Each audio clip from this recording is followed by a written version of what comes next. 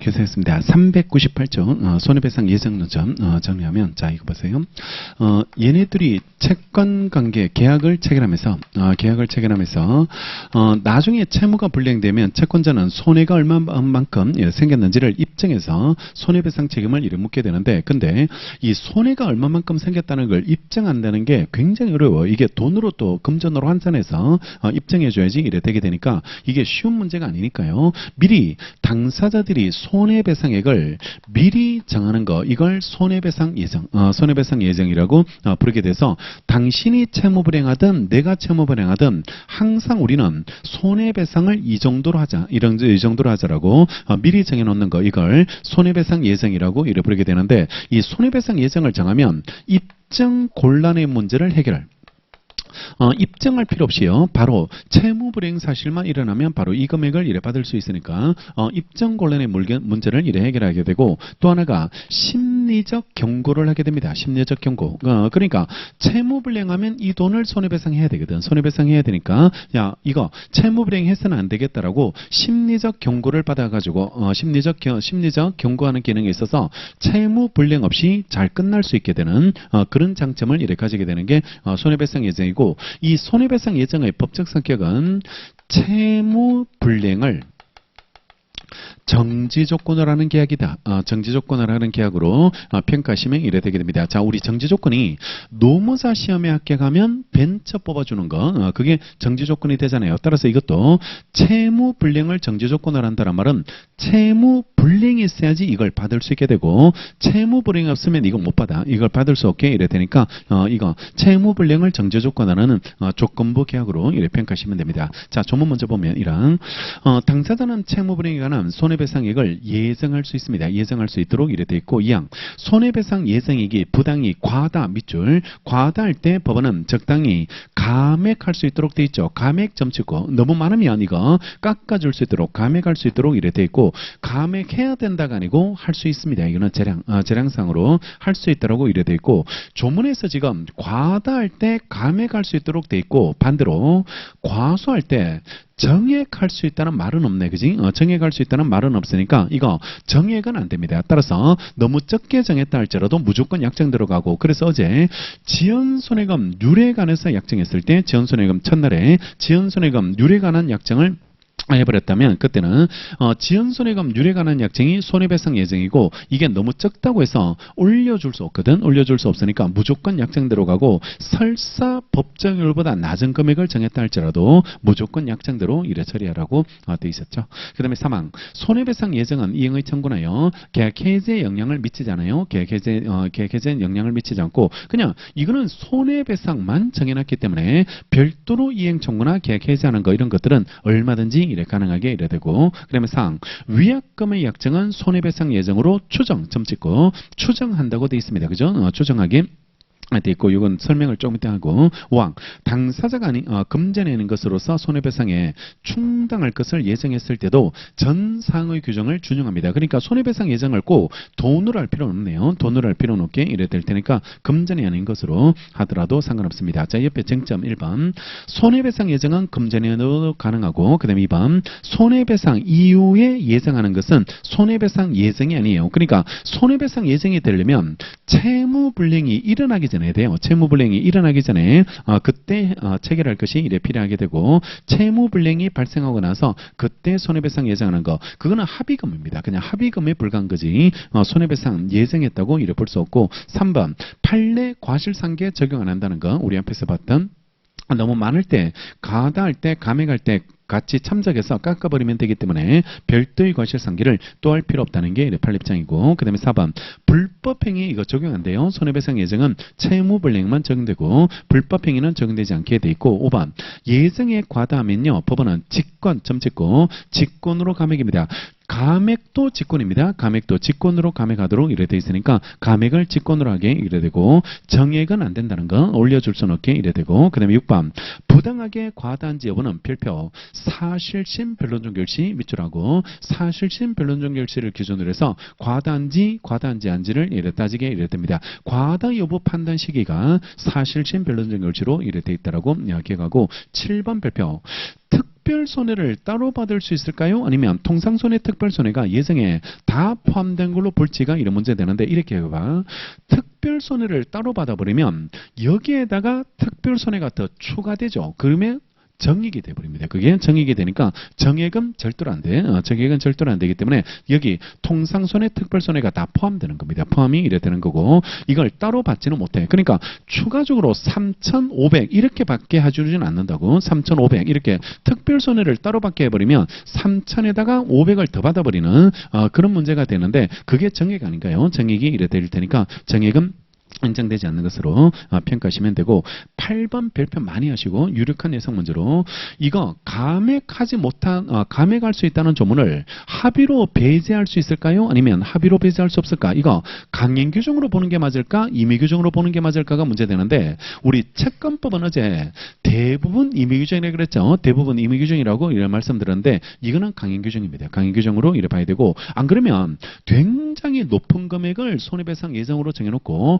감액하지 않기로 합의했으니까 이걸 그대로 받겠다라고 해버리면 그게 폭리행위 아닌가요? 폭리행위가 일어나게 이래 되게 되니까 이게 부당하게 과다하면 감액할 수 있도록 하고 이거는 합의로 배제할 수 있는 성격이 아니야. 성격이 아니니까 강행 규정의 성격을 가지고 이래 되게 됩니다. 이게 조심해야 돼. 채권법에서는 오히려 이런 것들이 강행 규정 나오면 발표해야 돼. 이런 것들은 나머지는 대부분 임의 규정이거든. 임의 규정으로 이래 돼 있는데 이런 거 채권법에서 강행 규정이 그래 많이 나올 수는 없으니까요. 이런 것들은 나올 때마다 발표하시면 되고 8번 398조 2항은 강행 규정이어서 감액 조장 배제하는 거 이런 것들은 인정될 수 없다라고 이래 돼 있고 자 밑에 판례 3개 나오는데 첫 번째가 채권자는 채무 불이행 사실만 증명하면 손해 발생이나 손해 발생의 증명 없이도 예정 배상액을 청구할 수 있습니다. 이게 채무 불이행을 정지 조건부라는 계약이거든. 따라서 채무 불이행 사실만 밝혀내면 노무사 시험에 합격했다는 것만 밝혀내면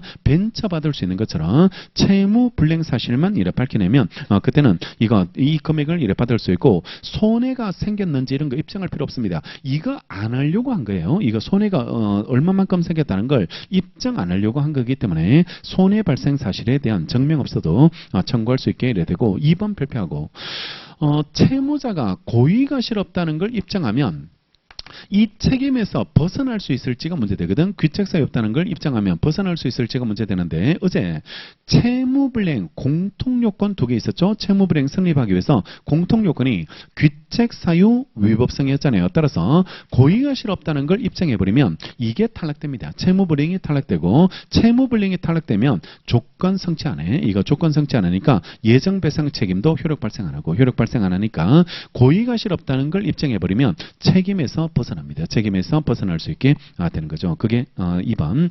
채무자는 자신의 귀책 사유 없음을 주장 입증함으로써 예정 배상액 지급 책임을 면할 수 있어요. 면할 수 있게 돼 있고 마지막 3번. 계약금이 손해배상 예정으로 인정되려면 약정이 있어야지만 가능하도록 이래 됐는데 봐요.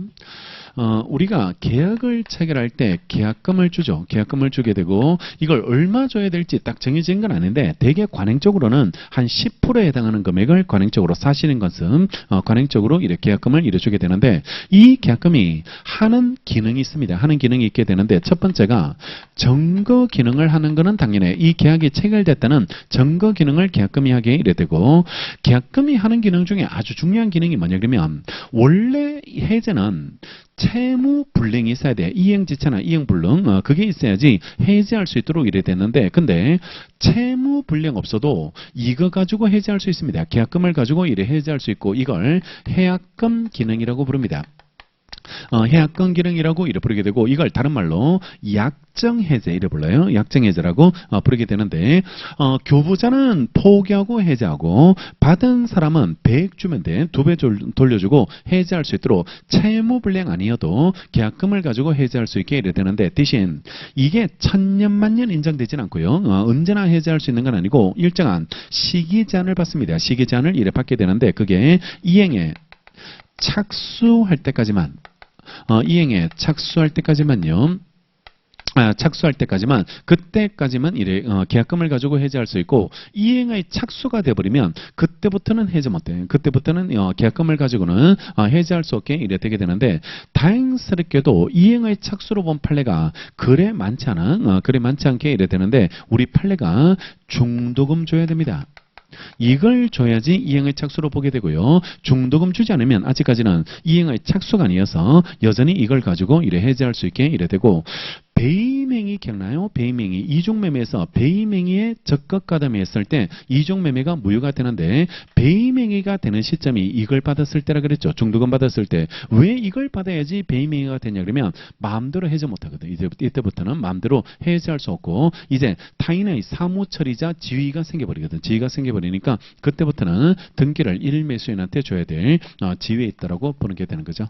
자, 그 다음에 이 계약금이 위약금으로 기능할 수 있을지 약속을 위반했을 때 받는 돈, 약속을 위반했을 때 받는 돈, 위약금으로 기능할 수 있을지가 문제되는데 계약금은 일단 여기까지 해약금으로만 추정되고요. 해약금으로만 추정되고 계약금이 당연히 위약금으로 기능하지는 않고 계약금이 위약금으로 기능하려면 반드시 별도의 특약 합의가 있어야 됩니다. 이게 지금 3번. 이게 3번의 표현이고 계약금이 위약금으로 기능하려면 별도의 특약이 이래 필요하고 그 다음에요.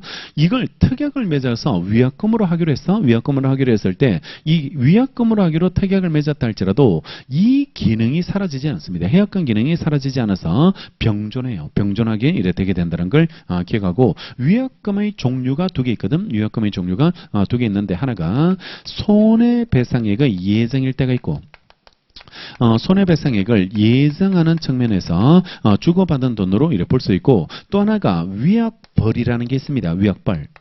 위약벌이라는 걸로 이렇게 기능할 수 있게 이래 되게 되는데 손해배상 예정하고 위약벌의 차이점은 손해배상 예정은 딱 정해진 금액만 받는 거, 정해진 금액만 받고 실손해를 더 받지 못해. 실손해를 더 받지 못하는데 얘는 정해진 금액에다가 실손해까지 추가적으로 받는 거, 추가적으로 이래 받는 게 위약벌이고 이게 너무 많으면 부당하게 과다하면 감액할 수 있도록 돼 있는데 여기에는 그 398조 2항은 적용 안 돼. 398조 2항은 적용되지 않게 이래 되니까 위약벌은 398조 2항에 따라서 감액할 수는 없고 대신 이게 너무 많을 때 위약벌이 너무 많을 때 103조 위반이 됐습니다. 이거 103조 위반으로서 103조 할 때 그때 판례가 나와가지고 103조 위반으로서 무효가 이래 되게 되는데 근데 우리 민법은 위약금은 일단 손해배상 예정으로 추정하겠다는 겁니다. 추정.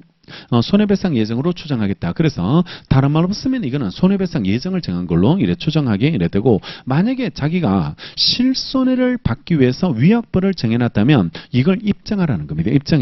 입증을 통해서 이걸 깨야지 위약벌로 평가받게 되고 만약에 입증 못하면 일단은 위약금은 손해배상 예정으로 손해배상 예정으로 추정을 받게 된다라고 그렇게 이렇게 가시면 되겠습니다. 여기까지 손해배상 예정의 쟁점의 문제가 나올 테니까 객관식에서는 얘가 조금 더 많이 나와요. 손해배상 예정이 조금 더 많이 출제가 이래 되게 될 테니까 논점들을 잘 기억해 두시면 되겠죠. 자, 그다음에 399조 손해배상자 대위인데요. 채권자가 그 목적이 채권의 목적이 물건 또는 권리가의 전부에다가 점찍고요. 전부를 손해배상으로 받았을 때 채무자는 그 물건 또는 권리에 관해서 당연히 점찍고 당연히 채권자를 대위하게 됩니다. 이게 마지막으로 나오는 배상자 대위인데 어떤 제도냐 그러면 어떤 사람이 이 사람한테 가방을 보관시켰습니다. 임치 계약을 이래 체결하게 됐는데 나중에 임치 계약이 끝나면 이 수취인은 가방을 이 사람한테 돌려줘야 되는데 실수로 이걸 도둑을 맞아서 가방을 돌려줄 수 없게 돼버렸습니다. 가방을 돌려줄 수 없게 됐다. 이게 이행불능이거든. 이행불능이 이래 되고 그러면 불능 당시 시가를 통상손해로 줘야 돼요. 통상손해로 얘한테 배상해줘야지 이래 되게 되는데 그러면 얘가 불능 당시 시가에 따라서 통상손해로 받고 백화점에 가서 가방을 하나 더 사서 신상으로 해서 하나를 더 구입하게 이래 됐는데 근데 나중에 알고 보니까 지나가다 보니까 도둑놈이 내 가방을 메고 가네. 내 가방을 메고 간다. 메고 가고 있으니까 얘를 붙잡아서 내 가방을 찾아오면 그러면 이게 어떤 문제가 생기냐 그러면 지금 얘한테 손해배상 받은 걸로 신상도 하나 샀고 그 다음에 도둑놈 찾아와서 몰래 가방을 찾아오면 채무불이행을 일어나니까 가방이 두 개가 돼버립니다. 그러니까 이거는 공평에 반합니다. 공평에 반하니까 채무자로부터 얘가 가방을 살 수 있도록 손해배상을 전부 받았을 때는요. 전부 받았을 때 가방에 대한 소유권은 옛날 가방은 얘한테 당연히 이전되는 걸로 만들겠다. 그래야지 가방이 하나가 되는 거지.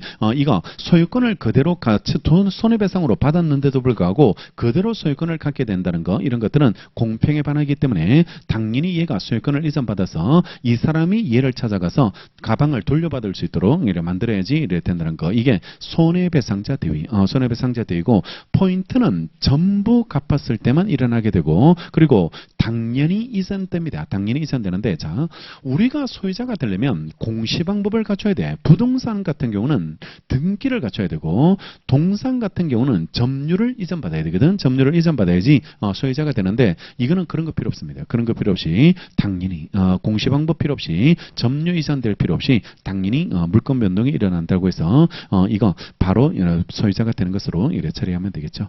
여기까지가 손해배상. 여기까지 손해배상. 통상손해 특별손해와 관련된 범위.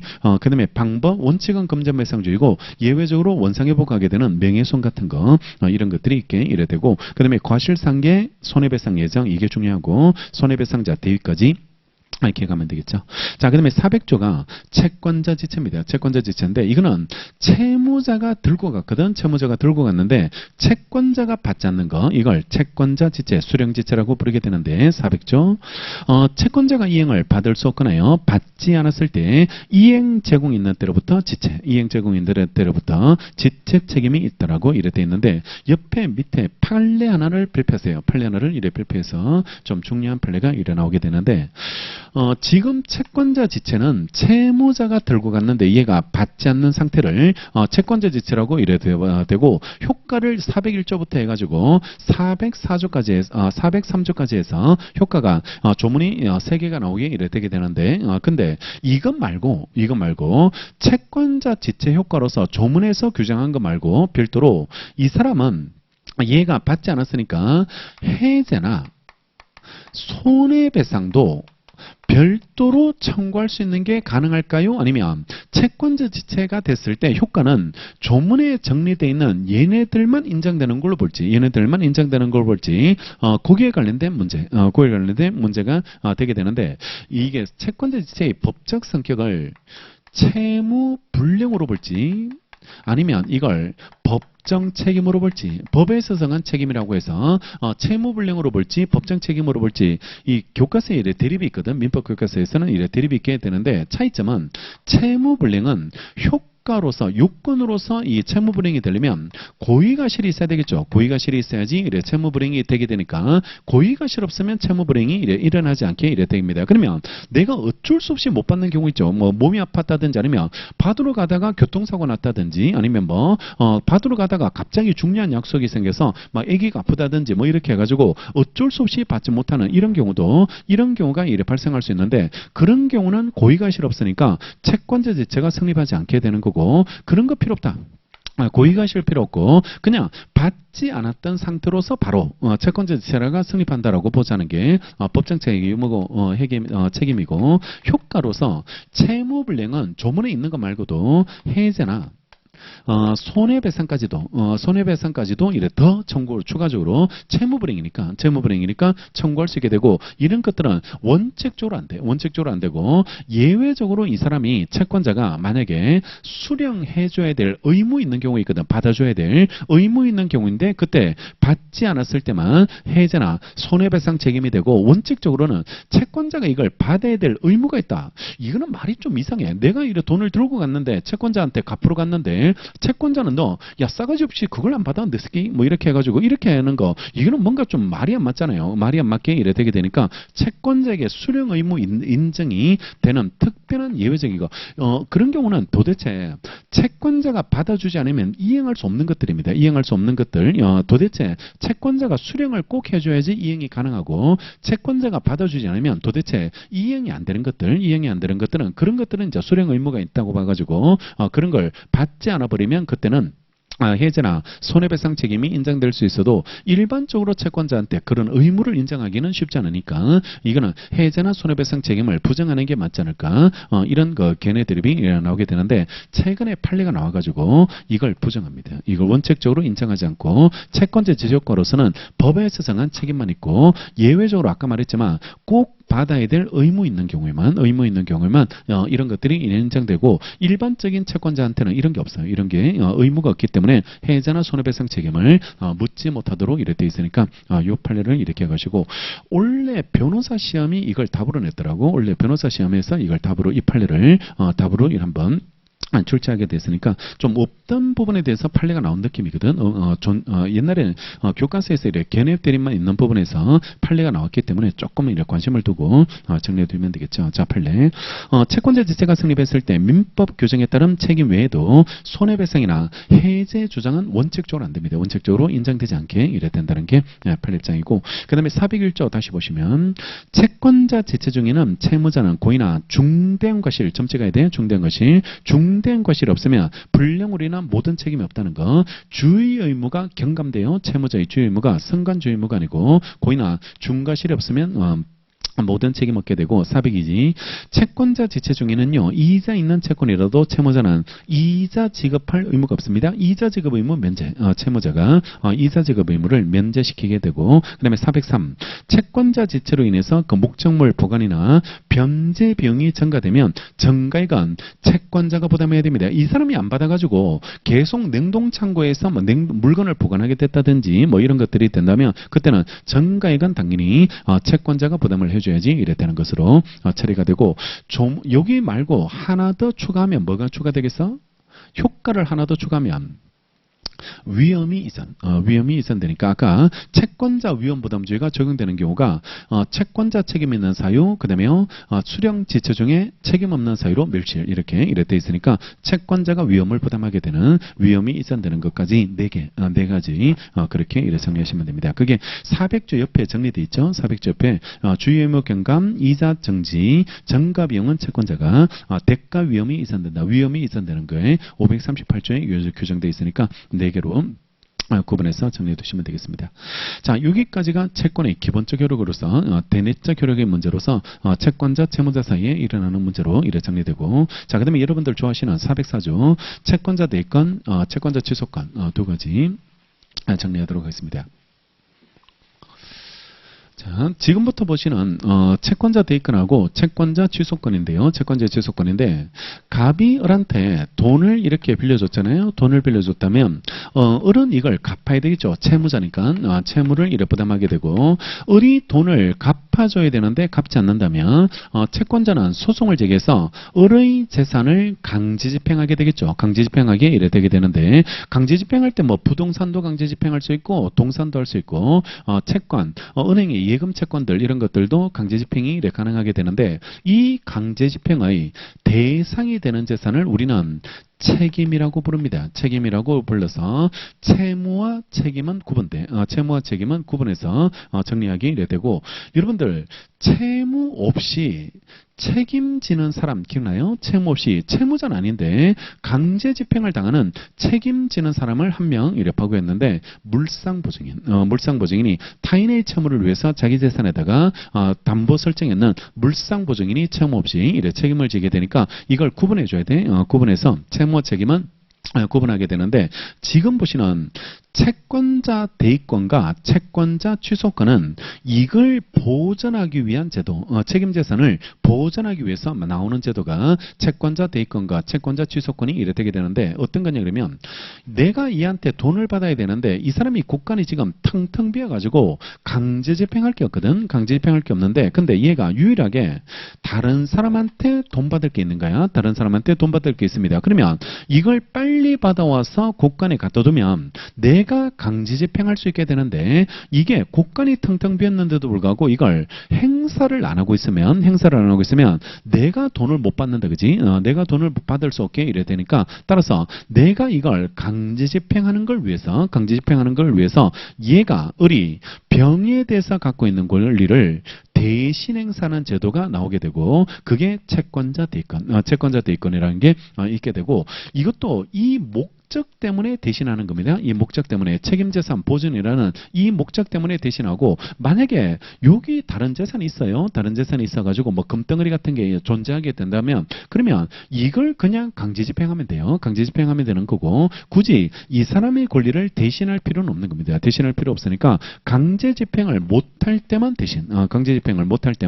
대신하게 되고 뒤에 나오는 채권자 취소권도 이 강제 집행의 대상이 되는 재산을 가지고 있어야 되는데 이걸 팔아먹습니다. 얘한테 이래 팔아먹어버려가지고 곳간이 텅텅 비어버리면 이 사람의 팔아먹은 행위 때문에 내가 강제 집행을 못하게 되는 그런 문제가 이래 되게 되니까 채권자가 이걸 취소해서 다시 원래 상태로 갖다 두는 제도를 채권자 취소권이라고 부르고 다 책임재산 보전하기 위해서만 책임재산 보전을 위해서만 인정되는 거고 나머지 다른 재산에 내가 강제 집행할 대상을 확보하고 있다든지 가지고 있으면 굳이 이런 거 인정 안 돼.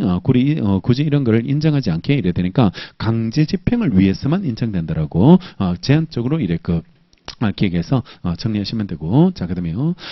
요건을 한번 정리해드리면 채권자 대의권을 먼저 볼 건데 채권자가 일단 채무자에 대해서 일정한 채권을 가지고 있어야 되고 이걸 보전하려고 채무자의 권리를 행사하는 거거든. 채무자의 권리를 행사하고 항상 대의권을 행사하는 얘가 기준이고 채권자 채무자, 제3채무자가 되고 채권자가 자기가 채무자한테 어떤 채권을 가지고 있어야 되고 이걸 보전하기 위해서 채무자의 권리를 행사하기 때문에 이걸 피보전 채권이라고 부릅니다. 피보전 채권이라고 부르고 채무자의 권리를 대신한다 그래서 대신 행사되어지는 권리를 피대의 권리, 피대의 채권 이렇게 부르게 이래 되게 되니까 각각 용어를 먼저 기억하고 일단 피보전 채권은 보전의 필요성이 있어야 돼. 그러니까 꼭 내가 이걸 돈을 못 받고 있는 상태에 있을 때요. 그때 채무자의 권리를 대신 행사할 수 있게 이래 돼 있는데 보전의 필요성을 우리 판례가 만약에 이게 피보전 채권이 금전 채권일 때는 채무자가 무자력 상태에 있어야 됩니다. 무자력 상태에 있을 때만 대의권을 인정해주고 만약에 다른 채권을 가지고 있으면요. 다른 재산을 이래 가지고 있으면 그 재산에 강제 집행하면 되기 때문에 무자력이 아니면 대의 안 돼. 무자력이 안 되면 대의가 되지 않고 대신 피보전 채권이 금전이 아닌 게 있거든. 등기청구권 이런 거 방해배제 청구권이나 인도청구권처럼 비금전 채권을 이래 보전하기 위해서 대의할 때는 이때는 무자력이 안 돼. 무자력이 필요 없다는 겁니다. 무자력이 필요 없고 얘가 등기를 빨리 얘로부터 받아와서 나한테 등기를 줘야 되는데 등기를 주지 않아서 내가 등기를 못 받고 있을 때는요. 그때는 을이 갖는 등기청구권을 내가 대신 행사할 수 있고 그때는 무자력 필요 없습니다. 무자력이 아니어도 대의권을 행사할 수 있도록 이렇게 되어 있으니까 무자력 자체가 필요하고 금전인데 무자력이 필요 없는 예외도 있어. 금전인데도 무자력 아니어도 이거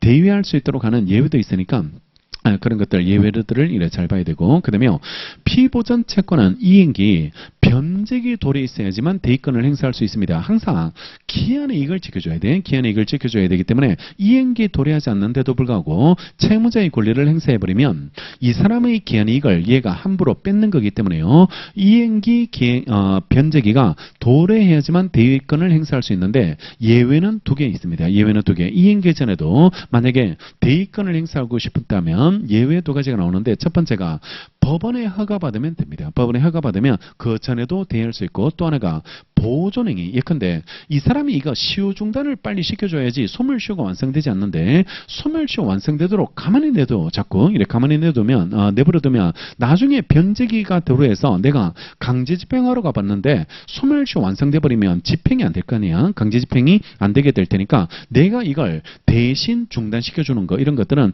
이행기 전에도 할 수 있다. 이행기 전에도 할 수 있고 보존행위 정도는 이행기 전에도 어떤 처분이 아니기 때문에 임기 전에도 할 수 있도록 돼 있고, 그 다음에요, 채무자는 제3채무자에 대해서 이거 피대의 권리를 이렇게 가지고 있어야 되는데, 첫 번째, 이걸 대위하려면 1신 전속권이 아니어야 됩니다. 그러니까 1신 전속권이 되게 가족법상 권리들, 이런 것들은 채권자가 대신 행사할 수 없거든. 뭐 동거를 해야 된다든지 이런 것들은, 이런 것들을 누가 대신 동거한다, 이런 말은 성립하면 안 되니까, 이런 것들은 1신 전속권이 아닐 때만 대위권을 행사할 수 있도록 돼 있고, 가장 중요한 거는 권리 불행사 상태에 있어야 됩니다. 권리를 이래 불행사 상태에 있어야지 이래야 되고, 권리를 행사하고 있을 때 채권자가 야, 너 더럽게 그 소송을 못한다야, 아니면 권리 행사를 되게 못한다야 라고 해가지고 보여줄게, 내가 채권자가 어떻게 권리를 행사하면 되는지 보여줄게라고, 이런 거는 안 돼. 이런 것도 안 되고, 무조건 불행사하고 있을 때만 할 수 있고, 나쁜 방향으로 행사할 때는 뭐 예외적으로 가능하다, 이런 거 없어요. 이런 거 없으니까 무조건 불행사입니다. 무조건 불행사만 가능하다라고 그렇게 이렇게 가시고, 이 대위권은 재판상으로 해도 되고 재판 외에서도 되거든. 재판 외에서도 이렇게 가능하게 이렇게 되게 되는데, 우리 판례가 피보전 채권이 존재하고 보전의 필요성이 있어야 되고, 이 사람이 권리 불행사 상태에 있어야 되는 거, 이런 것들은 모두 소송에 나가기 위한 요건 문제로 봅니다. 소송 요건. 남의 권리를 행사하려고 법원에 나오는 사람은 최소한 이 정도 요건을 갖추고 나와야 돼. 이 정도 요건을 갖춰야지 나와야지 이래 되게 되고, 이거 요건도 못 갖춘 사람은 소송을 받아주지 않아요. 그러니까 소송을 하려면 기본적으로 최소한 이게 판결해 줄 필요성을 가지고 있든지, 아니면 당사자는 판결받을 필요성을 가지고 있는 사람이 와야 돼. 가지고 있는 사람이 와야 되고, 그러니까 쓸데없는 소송을 재판해 주느라고 그걸 판결하는 바람에 정작 중요하게 권리 구제를 받아야 될 사람이 판결을 못 받는다든지 늦어지게 되면 오히려 이게 공익에 해치게 되거든. 공익을 해치게 이래 되게 되니까, 소송을 하기 위한 요건을 충족한 사람만 입장을 시키는 겁니다. 입장을 이래 시키고, 안 그러면 앞에서 문에서 막아버립니다. 문에서 이래 막아가지고 이걸 함부로 들어오지 못하도록, 쓸데없는 소송 가지고 오는 사람들은 함부로 들어오지 못하도록 막아버리게 이래 되는데, 그러면 소송 요건이 구비됐는지 구비되지 않는지를 당사자가 주장할 때만 이걸 막아야 됩니까? 아니면 주장 없어도 법원이 알아서 스스로 이걸 막을 수 있을지가 문제거든. 막을 수 있을지가 문제되는데, 소송 요건은 법원이 판결하는데 갖춰야 될 요건이거든. 심리하기 위해서 필요한 요건이기 때문에 이거는 직권으로 조사해요. 직권으로 조사해서 혐의 발견되면요, 소송 요건에 혐의 발견되면 부적법 각하 판결을 내립니다. 부적법 각하를 이래 내리게 이래 되게 되니까 부적법 각하를 하게 되고, 자반. 소송을 할 때 민사소송이든요, 행정이든 이런 소송을 할 때 일반적으로 소송을 하려면 일정한 방식을 갖춰야 됩니다. 적식. 방식이라고 해서 적식을 이렇게 갖춰야지 이래 되게 되고, 대개 민사소송은 소장이라는 서류를 제출하거든. 소장이라는 서류를 이래 제출하게 이래 되고, 이걸 통과하면 적법 요건을 구비했는지를 살펴. 적법 요건을 도대체 소송하기 위해서 갖춰야 될 요건을 이래 구비했는지를 판단하게 되고, 이걸 소송 요건이라고 부릅니다. 소송 요건이라고 부르게 되고, 이 소송 요건이 구비되어 있지 않으면 여기서 진도 안 나가. 여기서 이래 진도 나가지 않고 그냥 이 소송은 멈춰. 이 소송은 멈추고, 그러면 이걸 갖추면 그때는 이제 실질적으로 법정 안으로 들어가서 본래 안건에 대해서 심사합니다. 본래 안건에 대해서 심사하게 이래 되고, 본래 안건에 대해서 심사해 봐가지고 원고 주장이 타당한지 타당하지 않는지, 그러니까 판결을 할 때는 원고 입장에서 판결해. 원고 입장에서 이래 판결하게 이래 되니까, 원고가 지금 판결을 원했잖아. 그지? 원해가지고 돈을 내고 인지 사가지고 돈을 내가지고 판결을 받으려고 지금 서 있거든. 판결을 받으려고 서 있으니까, 그러면 얘 주장이 타당하다 타당하지 않는다는 결론을 내려줘야 되거든. 결론을 내려줘야 돼. 그러니까 이 사람 입장에서도 보면은 반대로 승소가 나올 수도 있어. 승소가 나올 수 있는데, 근데 왜 얘 입장에서 판결을 선고하지 않냐 그러면, 실제 돈 내가지고 지금 판결을 받고자 하는 사람은 얘거든. 얘가 이래 판결을 받으려고 일정한 비용 부담하고 변호사 선임해가지고 이렇게 나왔으니까 얘 입장에서 판결을 내려줘야 돼. 얘 입장에서 판결을 내려줘야지 이래 되게 됩니다. 따라서 이 사람의 주장을 다 들어보고, 청구를 들어보고, 이 사람이 청구하는 내용이 타당한지 타당하지 않는지 그걸 결론을 내리고, 타당해. 청구가 타당하다야 인용 판결을 내리고, 인용 판결을 이래 내리고 반대로 야 너 청구가 좀 이상한데 아니면 타당하지 않는데라고 부당한 주장을 하게 이래 된다면 그게 청구 기각이고 청구 기각 판결을 내리게 이래 되고 자 기판력은 이게 기판력입니다. 이게 기판력이고 이 판결까지 받아본 사람이 다시 소송을 또 제기하는 거 이걸 이걸 금지하게 되는데 근데 여기 내가 요건을 못 갖춰서 이 문 앞에서 각하로 배척당했을 때 각하로 배척당하면 이거는 내가 요건을 다시 충족해서 오면 그때는 다시 입장을 시켜줘야 되는 거예요. 입장을 이래 시켜줘야지 되게 되니까 이거는 기판력이 그런 의미는 없습니다. 그런 의미의 기판력이 생기지 않게 이래 되니까 요건을 갖춘 사람만 입장을 시키겠다 이런 취지가 이래 되게 되니까 기판력은 본안 판결이 나왔을 때 그때 기판력이 지키게 되고 이걸 형식적으로 이걸 잘라서 이래 구분하고 단계를 거치면서 진행하게 되는데 실제는 이래 단계를 안 거쳐. 뭐 적시심사 시작할게요라고 해가지고 자 7시 시작합니다라고 소장 됐고 그다음에 요건 소송 요건 갖췄네 아니면 못 갖췄네 이렇게 그래 넘어가는 게 아니고 이걸 한꺼번에 진행하지만 우리가 수험적으로 접근하면 이렇게 잘라서 공부하자. 잘라서 공부해가지고 찢어가지고 이렇게 해가지고 정리하게 될 테니까 그래 정리하는데 자.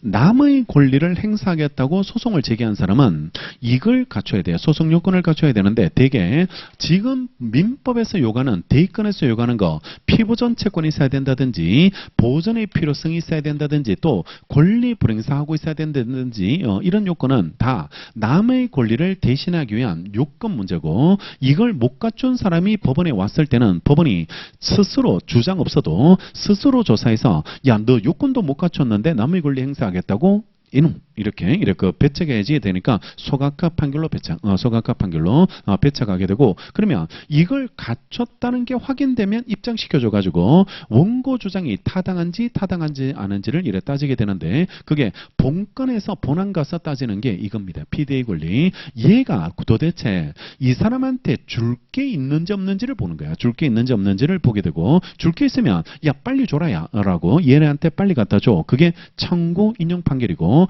이게 줄 게 없네요. 줄 게 없다. 그러면 그때는 원고 청구 기각한다라고 기각 판결을 내리게 됩니다. 그래서 얘가 소송물이고 얘가 없으면 기각, 얘가 없으면 기각이 이래 되게 되니까 기각 판결로 이래 처리가 이래 되는 겁니다. 그래서 기각 판결로 이래 나오게 되는 게 PD의 권리가 소송물이 이래 된다라고 기억하고 요런 게 이제 최근에 답으로 나왔거든. 직권조사상인지 아닌지 뭐 이런 식으로 해서 피보전 채권이 존재하는지를 직권으로 조사할까요? 직권으로 당사자가 주장했을 때만 따질지 이게 최근에 답으로 이래 출제됐는데 이게 요건이라는 걸 잊지 말고 이래 붙여놔. 소송 요건은 직권으로 조사하고 혐의 발견되면 각한다. 이걸 소송법에서 너무너무 많이 보게 될 거다. 소송법에서 행정에서 굉장히 많이 보게 될 테니까 입에 한 세트로 붙여놔가지고 그냥 이거는 그대로 쓰는 거다 이렇게 생각하면 돼요. 소송 요건이고 직권으로 조사해서 소각화 판결로 배척한다 이렇게 해가지고 한 세트로 이래 써준다라고 이래 그렇게 해서 언제나 함께 움직이는 것으로 이래 정리하고 대의권에서 소송 요건은 다 이런 것들 피보전 채권, 보전의 필요성, 권리 불행사 이런 것들이 다 소송 요건이기 때문에 혐의 발견되면 소각화 판결을 내려주게 이래 된다라고 그렇게 하시면 됩니다. 자, 조문 한번 볼게요. 404조. 404조 이래 조문 보시면 채권자 대의권이 이래 되게 되고 대개 행정이 민사소송을 준용하거든. 민사소송을 준용하니까 근데 이 행정은 관계가 대등 관계가 아니죠. 국가를 상대로 내가 소송하는가 이걸 좀 수직 관계로 이렇게 세워가지고 이렇게 바라봐야 되고 그러면 힘의 대등 관계가 수직 관계가 아니기 때문에 그거는 당사자를 좀 도와주는 방향으로 그런 방향 기본권 침해가 있는지 없는지를 스스로 조사해서 이렇게 방향으로 이렇게 그래 접근하게 되니까 약간 틀어가지고 이렇게 수직 관계로서 바라보는 그런 형태가 있고 세부적 내용들은 다 민사소송을 준용해가지고 이런 것들 소송 요건 문제니 뭐 이런 것들은 다 준용해가지고 병합이니 뭐 이런 것들은 다 준용해서 처리하게 될 테니까 같은 구조로 이해해 주시면 되겠죠. 자, 404조 보시면 이라 채권자는 자기 채권을 보전하기 위해서 채무자의 권리를 행사할 수 있도록 되어 있죠. 자기 채권 보전을 위해서 채무자의 권리를 행사할 수 있도록 되어 있고 다만 1신에 전속한 권리는 그렇지 않습니다. 1신 전속권은 안 돼. 1신 전속권은 대신할 수 없도록 되어 있고, 이항 채권자는 그 채권의 기한이 도래하기 전에는 법원의 허가 없이 전항의 권리를 행사하지 못하도록 되어 있습니다. 그러니까 원래는 변제기 도래지만 행사할 수 있는데, 만약에 변제기가 도래하기 전이면 하지 못한다. 뭐가 없으면? 법원의 허가가 없으면 못한다는 겁니다. 그러면 허가 있으면 가능해. 허가 있으면 가능하게 되고, 허가 없으면 할 수 없게 되고, 다만 보존행위는 그렇지 않다고 되어 있죠. 그러니까 보존행위는 가능해. 언제? 변제기 전이라도 가능해야 돼요. 그러면 조문 구조상 변제기 도래해야지만 원칙인데, 예외적으로 할 수 있는 거, 변제기 전에 할 수 있으려면 법원의 허가 받든지 아니면 보존행위든지, 이렇게 두 가지는 변제기 전에도 가능하게 이래 되게 되겠죠. 자, 오른쪽에 요건이 이래 정리되어 있죠. 1번 피보전 채권이 존재해야 되고, 먼저 성립할 필요 없고요. 제3채무자에게 대항할 수 있을 필요도 없습니다. 그러니까 채권자의 채권이 제3채무자한테 대항할 수 있는 권리일 거, 이런 거 요건 아니에요. 이런 거 요건 아니고, 먼저 성립할 필요도 없고, 뒤에 생긴 채권도 피보전 채권으로 이래 될 수 있고, 그 다음에 2번 보전의 필요성이 있어야 되는데, 원칙이 금전일 때 채권자의 채권이 금전이면 무전액이 필요합니다. 무전액이 이래 필요한 게 그게 원칙이고, 특정 채권이라고 해서 등기 청구권 이런 겁니다. 등기 청구권 이런 것들을 금전 아닌 것들을 그런 것들은 분료라고 돼서 필요 없습니다. 무자력 아니어도 등기 청구권 보전하기 위해서는 채무자의 권리를 행사할 수 있고, 그다음에 채권자의 채권이 이행기 도래 변제기 도래하지만 가능할 수 있도록 이래 되어 있고, 그 다음에 네 번째 피대위 권리가 존재하고 일신저속권은 안 돼요. 일신저속권은 대의할 수 없도록 이래 되어 있고, 마지막 채무자가 스스로 권리를 행사하지 않고 있어야 됩니다. 권리불행사 상태에 있을 때만 대의권을 행사할 수 있고, 유리 분리 불문입니다. 행사했는데 유리하게 행사했던 채권자한테 불리하게 행사했을 때는 뭐 대신할 수 있다 이런 거 없어요. 이런 거 없고, 그냥 행사하면 안 된다 이렇게 가세요. 행사하면 절대로 하지 못한다라고 이렇게 가시면 되고, 밑에 판례 별표 밑에 판례 이렇게 별표하면 이게 대의권은 권리 불행사할 때만 가능하거든. 권리 불행사할 때만 이렇게 가능하게 되는데, 우리 민총에서 비법인 사단이 있었죠. 비법인 사단이 있었는데, 비법인 사단이 다른 사람한테 소송을 제기할 때는 비법인 사단은 관리행위나 처분행위 할 때요, 처분행위뿐만 아니라 관리행위 할 때도 반드시 사원총회 결의가 있어야 돼요. 사원총회 결의가 있어야지 이거 관리행위를 할 수 있고, 소송할 때도 반드시 이거 거쳐야 됩니다. 사원총회 거쳐서 소송을 해줘야지 이래 되고, 혼자서 하는 게 아니고, 비법인 사단은 같이 쓰는 사람들끼리의 재산이거든. 총류 같이 쓰는 사람들끼리의 재산이기 때문에, 소송을 하려고 할 때도 같이 쓰는 사람들끼리 회의에서 결정해서 결론을 이래 내려줘야 되고, 만약에 이걸 거치지 않고 법원에 나왔다면 소송할 수 있는 요건을 못 갖춘 거야. 요건을 못 갖춰서 이거는 부적법 각하로 끝나요. 부적법 각하로 이렇게 끝나고, 이런 비법인 사단을 굳이 입장시키지 않습니다. 입장시키지 않으니까 부적법 각하로 이렇게 끝나게 되는데, 근데 내가 얘네들한테 채권을 하나 가지고 있는데 지금 못 받고 있는 거야. 채권을 가지고 있는데 이걸 못 받고 있게 됐을 때, 그러면 채무자가 다른 사람한테 갖고 있는 권리를 대위할 수 있잖아. 대위할 수 있게 되는데, 문제는 이거 대위하려면 권리 불행사 상태에 있어야 되거든. 권리 불행사 상태에 있어야 되는데, 근데 얘네들이 사원총회 결의 없이 소송했다가 지금 각하를 당했거든. 각하를 당했어요. 행사예요? 불행사예요? 행사한 걸로 볼까요? 이걸 불행사로 볼지. 만약에 행사한 걸로 보면 대의가 안 되고, 불행사로 보면 대의가 되거든. 불행사로 보면 대의가 되는데, 소송했다가 사원총회 결의 없어서 각하 판결을 받은 걸 행사로 볼까 불행사로 볼까가 이런 문제가 되는데, 우리 판례 불행사로 봅니다. 이거는 불행사로 이래 봐서 대의권 행사할 수 있게 이래 된다는 게 판례 입장이 됩니다. 판례 보면 채무자인 비법인 사단이 제3채무자를 상대로 소를 제기했지만요, 사원총회 결의 없이 소가 제기됐다는 이유로 각하 판결을 받고 확정됐을 때 채무자가 스스로 권리를 행사한 걸로 볼 수는 없게 이래 됩니다. 이거는 권리 불행사입니다. 권리 불행사가 이래 되기 때문에 권리를 직접적으로 행사한 것으로 이래 볼 수는 없기 때문에 이때는 권리 행사한 것으로 이래 처리되지는 않게 이래 된다는 게 이래 판례입장입니다. 자, 여기 그건 좋아. 그러면 권리 불행사니까 대위권을 행사할 수 있게 되는데, 자, 채권자가 얘네들 권리 대의한다. 그지? 얘네들 권리를 대의합니다. 그러면 얘네들 권리를 대의해서 소송을 제기하려고 할 때 이거 필요할까? 필요하지 않을까? 사원청의 결의를 거쳐야지 대의할 수 있을까? 아니면 사원청의 결의 없어도 대의될 수 있을까? 거쳐야 될까? 거치지 않아도 될지가 이래 문제 되는데 이때는 필요 없습니다. 이때는 이래 필요 없게 이래 되고 38페이지 가볼까? 38페이지를 가보시면 우리 비법인 사단에서 봤던 그 판례들 정리인데 14번 보이나? 14번 판례가 지금 이 판례입니다. 필요 없다. 필요 없게 이래 될 때는 대의권 행사할 때는 이거 왜 필요 없냐 그러면 이 사람들이 이걸 거치게 대의할 때도 이걸 거쳐서 대의를 하세요라고 만들어버리면 그러면 얘네들 이거 안 하면 대의 못해. 대의를 못하게 이래 되게 되니까 이거 채권자 대의권 못하게 할 수 있는 겁니다. 못하게 할 수 있고 안 모여. 모이라고 막 그래 말을 해도 안 모이겠다. 이래 협의해버리면 대의 자체가 안 되기 때문에 이때는 대의권 행사할 때는 이걸 요구하면 안 돼. 요구하면 안 된다는 게 판례 입장이 이래 되게 됩니다. 이렇게 연결할 수 있도록 연결해서 이래 정리할 수 있도록 두 개 같이 기억나게 이래 정리하고 다음에 그 14번 볼 때는 이게 기억나고요. 그 다음에 다음에 이거 볼 때는 14번이 기억날 수 있도록 민총이 이래 기억날 수 있도록 그렇게 이래 정리하시면 되게 되겠죠. 이게 되면 법하기 되게 쉬워. 이게 재밌어. 이게 쉽진 않지만 재미가 있게 되니까 앞뒤가 이렇게 연결되면 법학은 다 이렇게 유기적인 그 학문이거든. 유기적인 학문이니까 끊어지면 안 돼. 끊어지면 안 되니까 계속 연결해가지고 민총하고 연결하고 앞에 거하고 연결하고 이렇게 의도적으로 연결해. 의도적으로 연결해가지고 자꾸 연결해서 이해하다 보면 이게 두 개가 같이 이해되고 그러면 범위가 점점 줄어든다 이런 느낌을 갖게 되거든. 이런 느낌을 이래 책이 공부 범위가 줄어드는 이런 느낌이 되고 그걸 하려면 많이 반복해야 됩니다. 앞에 거 보고 한 달 있다 이거 보면 기억 안 나요. 이게 기억 안 나. 소멸시 완성된 거지 뭐. 그러니까 기억 안 나게 이래 되게 되니까 그걸 빨리빨리 보는 게 좋아. 빨리빨리. 그러니까 책장을 좀 빨리빨리 넘겨가지고 앞에 거하고 계속 연결해가지고 그렇게 이래 정리해두는 그런 것들을 이래 보면 법학 공부는 이래 하는 게 되게 도움되더라고. 도움이 되니까 행정이든 노동법이든 뭐 이런 것들은 다 이런 관점에서 민법이든 뭐 이런 것들을 다 이런 관점에서 정리하시면 되죠.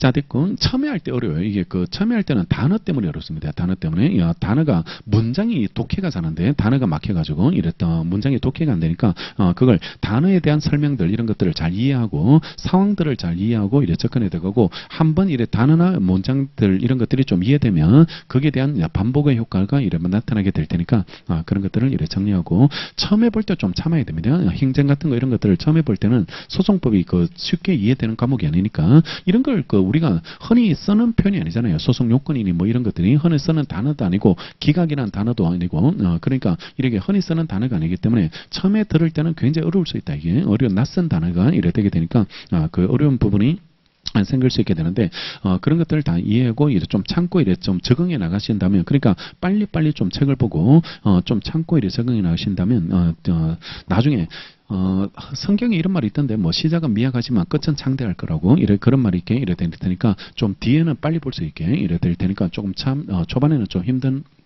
그런 측면이 생기게 되겠죠. 자, 그다음 밑에요. 효과. 효과인데 채무자에게 귀속됩니다. 이게 채무자의 권리 행사를 대신한 거거든. 채무자의 권리를 대신하는 것들이 대신한 거기에 그게 채권자 대의권이 되기 때문에 채권자 대의권의 효과는 채무자에게 귀속되게 이래 된다라고 봅니다. 소멸시효 중단도 같이 이해하면 돼. 소멸시효 중단. 소멸시효 중단이라는 거는 권리를 행사했기 때문에 그게 시효 중단이 생기거든. 시효 중단이 생기는데 지금 채권자가 채무자의 권리를 대신 행사하는 대신 행사하게 되니까 피대의가 중단입니다. 따라서 시효 중단 효과도 이해가 받아요. 채무자가 이래 받게 이래 될 테니까 대신 행사해 줬으니까 대신 행사가 이래 되게 될 테니까 중단 효과도 채무자에게 귀속되고 2번 채권자가 자신한테 이행 청구가 가능한 경우도 있다. 이행 청구가 이래 가능한 경우도 있게 되는데요. 자, 요거 한번 정리해 드리면 채권자 대의권은요. 채권자 대의권은 채권자가 채무자의 권리를 대신한 거기 때문에요. 채무자의 권리를 대신했기 때문에 이 사람이 얘한테 청구하는 겁니다. 뭘 청구하냐 그러면 빨리 얘한테 갖다 주라는 거. 채무자한테 갖다 주면 내가 강제 집행할 수 있게 되거든. 강제 집행을 할 수 있게 되니까 빨리 채무자에게 갖다 주세요라고 요구하게 되는데 근데 이런 경우야. 얘가 갖다 주려고 했는데 어떠한 이유 때문에 채무자가 안 받아, 채무자가 안 받는다든지 아니면 받을 수 없어요. 받을 수가 없게 돼버렸습니다. 그러니까 어떤 이유 때문에 받지 못하는 상태가 이래 생겨버렸을 때, 그러면 얘는 주고 싶어도 못 주고 있잖아. 주고 싶어도 줄 수 없게 이래 되게 될 테니까 그때를 대비해서 나한테 가져와 이렇게 말할 수 있다고. 나한테 가져와라고 말할 수 있게 이래 되니까 채권자가 대신 변제를 수령할 수 있게 되는데, 자, 이게 중요한 게 채권자가 대신 받아주는 거는 일종의 우리 집에 택배를 못 받으니까요. 내가 집을 비워가지고 택배를 못 받으면 경비 아저씨나 다른 사람이 택배를 받을 수 있어. 그지? 택배를 받아줄 수 있습니다. 이게 그 꼴이야. 그러니까 원래는 얘가 받아야 되는데 얘가 받지 않거나 받을 수 없을 때는 대신 받아준다. 그래서 대위 수령을 해줄 수 있게 되는데, 이거는 대위 수령했는 사람이 택배를 뜯어보면 안 돼. 그지? 내 택배 자체를 뜯어보면 안 되는 것처럼 이것도 마찬가지로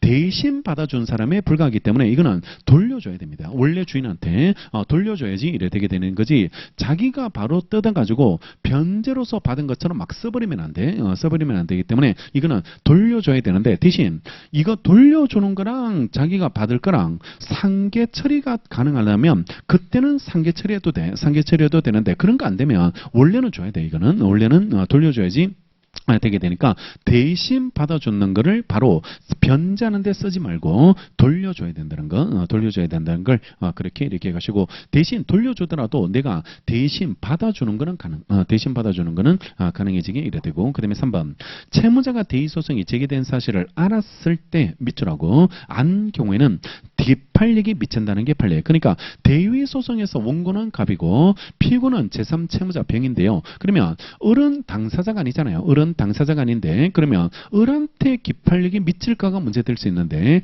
알았다면 미칩니다. 대의소송이 제기되는 걸 알았다는 게 어떤 의미가 있냐 그러면 얘가 얘를 상대로 소송한 걸 얘가 알게 됐을 때는요. 알게 됐을 때는 그때는 언제든지 이걸 뛰어들 수 있다. 이래봐요. 참가해가지고 소송을 만약에 엉뚱하게 잘못된 방향으로 진행한다면 바로 잡을 수 있다. 바로 잡을 수 있다는 기회를 보장받았다라고 해가지고 기회가 보장됐다면 얘한테도 기팔리기 이래 미치게 되는 거고, 그 다음에 4번 제3채무자는 피보전 채권이 시효로 소멸했다는 항변을 할 수 없다는 게 판례. 항변 문제가 나오는데, 자, 요래 정리할까? 요래 정리하면 채권자가 있고 채무자가 있고 제3채무자가 있잖아요. 제3채무자가 있게 되는데, 대위 소송을 제기했을 때는 요 채무자의 권리를 대신 행사하거든. 대신 행사할 때 그때 이 제3채무자가 항변할 수 있을까?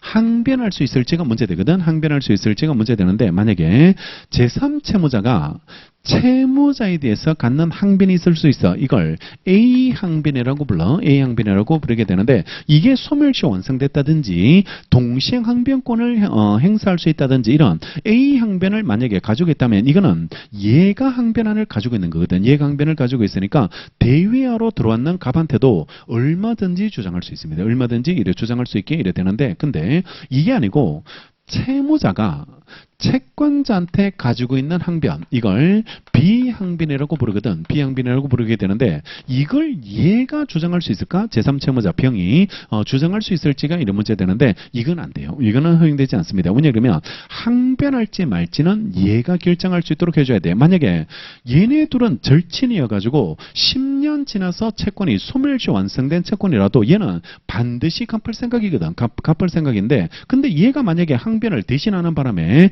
소멸시 완성 주장해버리면 얘네 둘의 우정을 얘가 침범해버리는, 그건 정말 이런 이상한 애가 어디 있어? 그러니까 얘네들의 관계를 이래 침범하는 그런 문제가 되니까 항변할지 말지는 얘가 결정할 수 있도록 만들어줘야 되기 때문에 제3채무자는 주장할 수 없고, 대표적으로 이게 소멸시 완성됐다는 건 얘네가 못 주장 못해. 주장할 수 없게 되는데, 요즘 문제가 옛날에는 소멸시 항변을 얘가 주장하지 못한다 이렇게 해가지고 가볍게 풀었는데, 요즘은 이걸 막 속여요. 이걸 속여가지고 제3채무자 병이 을에 대해서 갖고 있는 소멸시 항변을 주장할 수 없다. 이래 문제를 만들게 되는데, 이거는 얘 거니까 주장할 수 있어. 주장할 수 있고, 안 되는 거는 이거야. 그러니까 뭘 봐야 되냐 그러면 누구 항변을 냈는지를 봐라고. 누구 항변을 냈는지. 그러니까 채무자가 채권자에 대해서 갖는 항변 이걸 냈는지, 아니면 병이 을에 대해서 갖는 항변 이걸 출제했는지를 구분하며 풀어줘야 돼. 요즘은 그냥 풀어버리면 이거 틀려요. 그냥 풀어버리면 틀리게 되니까 이걸 구분해서 출제하고 있으니까 그게 구분해서 문제를 이렇게 풀어주고 마지막에 항변은 얘가 할 수 있도록 해줘야 되기 때문에 이거는 주장할 수 없는데 이거하고 또 구별해서 마지막 C가요. C가 채권자가 채무자에 대해서 갖는 권리가 무효라든지 변제로 소멸하는 거. 변제로 사라졌다는 거, 변제로 소멸됐다는 거 이런 것들은 누구나 주장할 수 있습니다. 누구나 이를 주장할 수 있고 무효 주장권자 이런 거 없죠. 무효 주장권자가 없으니까 무효가 됐다든지 변제로 해가지고 사라졌다는 거 이런 것들은 얘가 얼마든지 다투도 얘가 얼마든지 다투도 이래 되니까 세 개를 구분한다. 세 개를 구분해서 누구 항변인지를 먼저 구분하고 그 다음에 항변은 채무자가 행사할 수 있도록 해줘야 되고 제3채무자가 주장할 수 없는데 이거하고 구분해야 될 게 무효, 변제, 소멸 이런 것들은 누구라도 할 수 있다. 누구라도 할 수 있게 이래야 되니까 항변하고 다르게 이거는 누구라도 주장하는 거 가능하게 이래 된다라고 그렇게 정리해 두시면 됩니다. 요즘 시험이 이제 조금 더 발전해서 나오고 있는 게 이런 걸 나오고 있으니까 이런 거를 출제하고 있으니까 이런 걸 구분해서 좀 정리를 해주시면 되고 마지막에 행사가 재판상 재판에 다 가능하고 채권자 자신의 이름으로 행사할 수 있게 이래 되게 됩니다. 자 마지막 밑에 405조 통지 채권자 통지 문제가 이래 나오게 되는데 갑이 채권자 대입권 행사할 때요. 채권자 대입권 행사할 때 채무자 동의받고 해야 될까가 문제되는데 그런 거 필요 없습니다. 채무자 동의 필요 없고 아니 어떤 놈이 동의해 줄까요? 채권자 와 빨리 와 빨리 와가지고 이거 빨리 해. 내가 이거 행사 안 하고 있었어. 뭐 이렇게 해가지고 행사라고 동의해 주는 놈 없고 반대하더라도 행사할 수 있습니다. 반대하더라도 행사할 수 있고 지금 이게 반대하든 찬성하든 이게 중요한 게 아니에요. 지금 내가 죽을 판인데 지금 돈을 못 받아가지고 지금 피보전 채권이 변제를 못 받고 있는 중인데 얘가 반대한다고 그러면 안 해? 가만히 있어야 돼? 그런 건 없어. 그런 것들은 있을 수가 없으니까 동의나 반대하더라도 행사할 수 있는데 실질적으로는 이 사람이 을의 동의 없이 들어가니까 을은 이게 대위가 되고 있는지 안 되고 있는지를 모르고 있는 경우가 태반이야. 모르고 있는 경우가 동의받는 게 아니기 때문에 모르고 있는 경우가 태반이니까 얘가 얘한테 알려주라는 겁니다.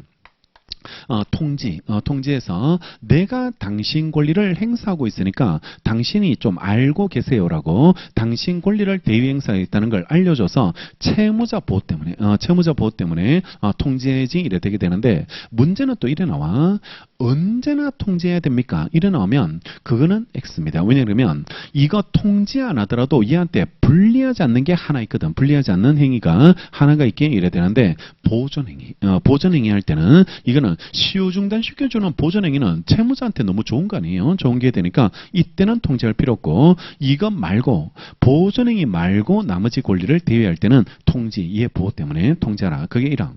채권자가 전조 1항의 규정에 따라서 보전행위 이외의 권리 이래 돼 있죠. 보전행위 이외의 권리. 그러니까 언제나 통지하는 게 아니에요. 보전행위 말고 나머지 권리를 대위할 때 나머지 권리를 행사할 때는 채무자에게 통지를 하여야 한다고 돼 있습니다. 언제나 한다 이래 나오면 틀려요. 언제나 한다라고 나오면 틀리고 이거 보전행위 이외의 권리를 행사할 때만 통지라고 돼 있고 자 그다음에 중요한 게 이 사람이 통지받아서 대위권을 행사하고 있다는 걸 알게 됐다. 그지? 대위권을 행사하겠다는 걸 알게 됐다면 그러면 이걸 함부로 처분하면 안 돼요. 처분하면 안 된다. 왜냐하면 이거 팔아먹는 처분을 해버리면 대위하고 있는 사람의 권리 행사를 방해하는 꼴이 되거든. 방해하는 꼴이 이래 되게 되고 이거 처분할 수 없도록 돼 있고 하면 무권리자 처분입니다. 무권리자 처분으로서 이거는 대항할 수 없어. 대항할 수 없게 이래 되니까 통지받아서 이런 것들을 알게 됐을 때는요, 통지받아서 대위권을 행사했다는 걸 알게 됐다면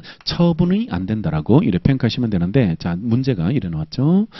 통지받아서 대위권을 행사하고 있다는 걸 알게 되면 처분할 수 없도록 돼 있는데, 변제받는 거 될까 안 될까? 변제받는 게 가능해? 가능하지 않을까? 이게 답으로 나서 변제받는 게 가능할까? 가능하지 않을까가 이런 문제가 되는데 변제받는 거는 처분으로 보지 않고 가능해. 처분으로 보지 않고. 왜냐 그러면 이거 대위권 행사하면 효과 누가 받는다고? 채무자. 채무자에게 받는 겁니다. 따라서 중간에 갚는다. 잘못됐을까? 잘못될 리가 없다. 이게 빨리 시기를 당겨준 겁니다. 당겨준 것이 이래 되니까 어차피 대의권 행사하면 채무자에게 갖다 줄 것을 목적으로 해서 대의권을 행사하게 이래 되게 되니까 중간에 변제받은 게 잘못된 게 아니야. 잘못된 게 아니니까 이거는 가능하게 이래 되고 그러면 처분이 안 되는 거 이런 거. 얘네 둘이 계약으로 합의 해제시켜버리는 거 이걸 안 됩니다. 얘네 둘이 계약으로 이 관계를 을과 병의 관계를 합의해서 해제시켜버리면 얘네 둘의 계약이 얘를 침해하는 행위가 되거든. 침해하는 행위가 되니까 이런 게 안 돼. 이런 것들을 할 수 없고 하더라도 무효입니다. 하더라도 무효가 되니까 채권자에게 대항할 수 없게 이래 되는데 자 중요한 게 얘가 채무 불이행을 하고 있어요. 채무 불이행을 하고 있습니다. 그럴 때 이 제3 채무자가 얘를 상대로 채무 불이행을 유도해서 해제하는 거 이거는 가능할까요? 아니면 이것도 안 될까요? 이것도 이래 허용되지 않는 것으로 이래 봐야 될지. 그러니까 채무 불이행을 유도한 해제도 이거 처분으로 봐서 금지하는 걸로 보는 게 맞을지가 이런 문제 되게 되는데 이거는 얼마든지 얼마든지 이래 가능하고 대의권 행사하고 있다고 해서 채무 불이행이 있을 때 참아야 된다 이런 법리는 없습니다. 그러니까 채무 불이행을 유도한 해제는 가능하고 그러면 잘 구분해야 되겠네. 합의 해제는 안 된다. 그지? 합의 해제는 안 되고 채무 불이행을 유도한 해제는 얼마든지 가능하니까 이게 나왔는지 이게 나왔는지 구분해야 되겠네. 구분해서 문제를 풀어줘야지. 되는 거죠. 자, 2항부터 채무자가 전항의 통지를 받은 후에는 그 권리를 처분하여도 이로써 채권자에게 대항하지 못해요. 대항할 수 없게 이래 돼 있고 자, 옆에 제3 채무자는 여전히 채무자에게 유효한 변제는 얼마든지 돼. 변제받는 거 이런 것들은 이거는 처분이 아니에요. 처분이 이래 되지 않고 자, 그다음에 밑에 채권자 대의권 행사의 통지를 받은 후에 채무자의 채무불이행 이걸 형광펜칠하시고 채무불이행을 형광펜칠하고 채무불이행을 이유로 제3 채무자가 해제 매매 계약을 해제하는 것은 얼마든지 가능합니다. 그러니까 채무불이행을 유한 해제 이게 금지되진 않아. 이게 금지되진 않게 이래 될 테니까 이거는 얼마든지 가능하고 처분이 안 되는 거는 합의해서 해제하는 거 이게 안 되는 겁니다. 합의 해제가 안 되는 거고 채무불이행을 유한 해제는 가능하게 되고요. 마지막에 채권자가 지금 대위권을 소송을 대위 자체를 소송으로 하고 있거든. 소송으로 하고 있는데 이 사람의 또 다른 채권자가 또 있는 거야. 또 다른 채권자가 또 있을 때 이 사람이 또 대위 소송을 제기할 수 있을까가 문제됐어. 제기할 수 있을지 지금 갑이 대위 소송을 하고 있는데 다른 채권자가 또 대위 소송을 제기할 수 있을지가 문제되는데 갑이 대위하더라도 이거죠. 을의 권리를 대위하고 정이 대위하더라도 똑같은 권리죠. 똑같은 권리가 이래 되게 되니까 중복 소송이 돼버립니다. 이거는 중복 소송에 대해서 허용되지 않으니까 같은 소송 두 번 하잖아요. 같은 소송을 두 번 하지 않으니까 이런 것들은 중복 소송에 걸려서 극하가 이래 되게 되겠죠. 그래서 중복 소송에 해당한다는 것까지 기억하시면 됩니다. 요게 기본적인 대의권 논점, 대의권 기본적인 논점이 이래 되게 되니까 중요한 것들. 정리해서 이래 살펴보시고 자, 그 다음에 넘어가서 채권자 취소권 봐야 되는데 잠시 쉬었다가 채권자 취소권 정리하겠습니다.